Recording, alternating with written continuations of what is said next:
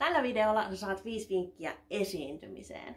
Muun muassa, miten sitä esiintymistä pitäisi lähteä suunnittelemaan, mitä siinä ainakin pitäisi ottaa huomioon.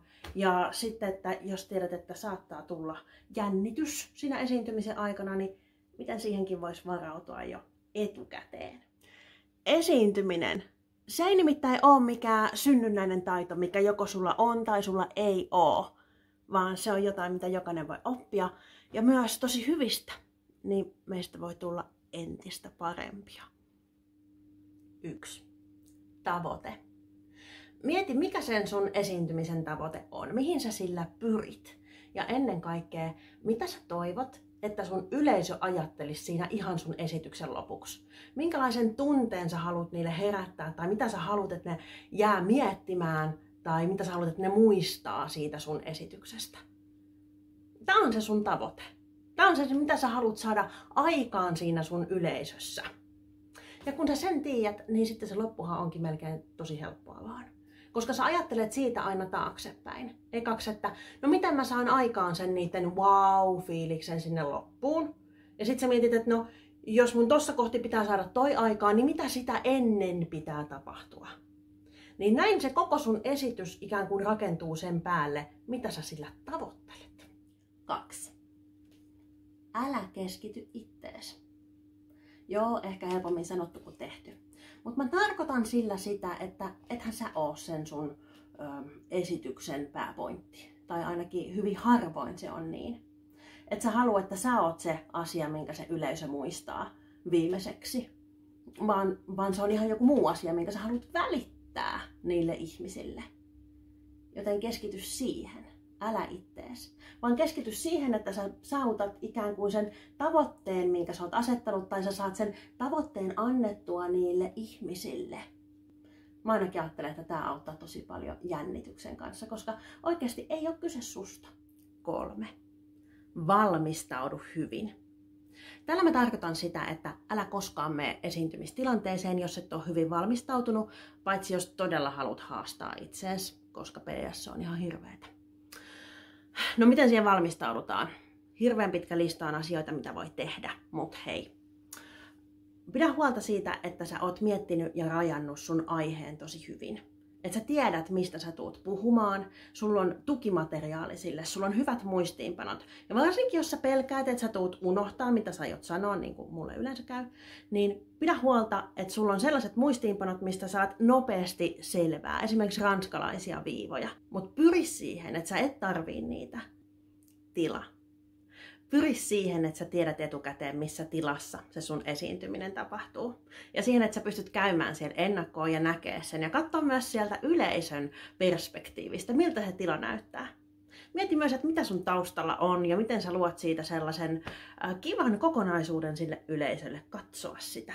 Ja sinua siellä, kun esiinnyt. Harjoittele. Sitä ei voi korostaa liikaa. Se on tosi tärkeää. Tee vaikka sillä lailla, että puhut uudestaan ja uudestaan sitä sun juttua. Teet uudestaan ja uudestaan leikit, että ne ihmiset on siellä yleisössä ja että ne vastaa sulle jotain. Harjoittelet kerta toisensa jälkeen. Käytä myös koeyleisöä, jos on mahdollisuus, tai videoi ittees ja katso sitä ja reflektoi, vaikka se on välillä ihan hirveetä. Mutta mä lupaan, että se kannattaa. 4. Mieti, miten sä osallistat sun yleisöä. Toki sekin kannattaa miettiä siihen sun esitykseen sopivaksi. Jos sä aiot puhua vain 3 minuuttia, niin älä osallista juuri mitenkään. Mutta jos sä aiot hörötellä koko tunnin, niin kannattaa miettiä, että miten sen yleisön mielenkiinnon saa siis pysymään kohillaan. Miten niitä voi osallistaa siihen, ja jos haluat, että ne muistaa tai oppii siitä jotakin, niin mitä toiminnallista niiden kanssa voi tehdä tai niitä voi auttaa tekemään, jotta se ikään kuin uppoo se tieto perille. Nykyään on olemassa tosi monenlaisia appeja ja muita tällaisia teknisiä välineitä, minkä kautta sitä osallistumista voi tehdä, mutta perinteiset parikeskustelut tai listojen tekemiset ei ole ollenkaan myöskään huonoja. Mieti just sellaiset keinot, mitkä sopii siihen sun aiheeseen ja sulle. 5. Mitä tehdä, jos jännittää? No, mun vinkki on se, että älä jätä sitä sattumanvaraa. Älä jätä sitä viime tinkaan, vaan valmistaudu siihen etukäteen.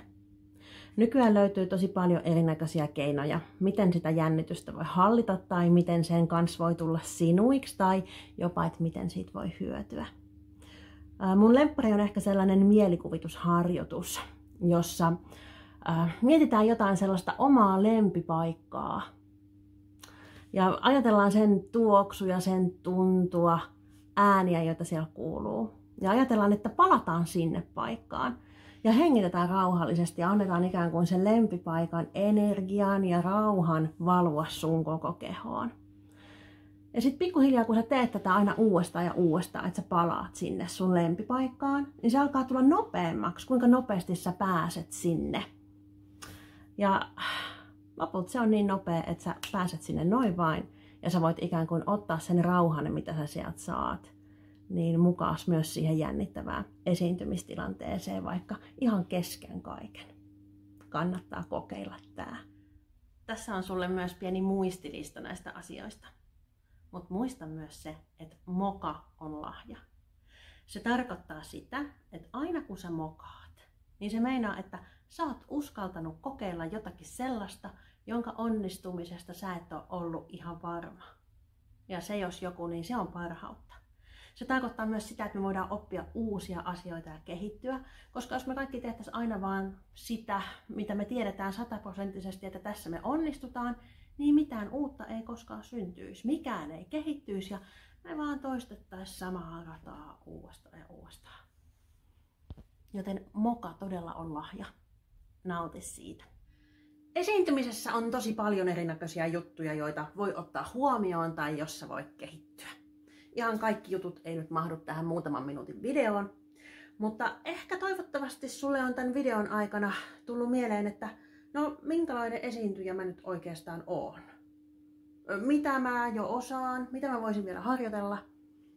Ja jos oot tämmöisiä miettinyt, niin mulla on kuule sulle nyt tosi hyviä uutisia. Sillä mä teen semmoisen testin, jolla sä pääset miettimään sen koneen kanssa, että minkälainen esiintyjä sä oikeastaan oot. Pääset vastaamaan vähän kysymyksiin ja sit siellä testituloksissa saat viiltävää analyysiä siitä, että minkälainen esiintyjä olet, sekä sitten parit täsmävinkit just sulle, miten sä voit vielä kehittyä.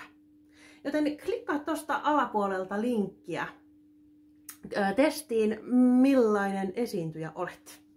Ja toivottavasti nautit siitä ja toivottavasti näistä vinkkeistä on sulle hyötyä sun esiintyjätaipaleella.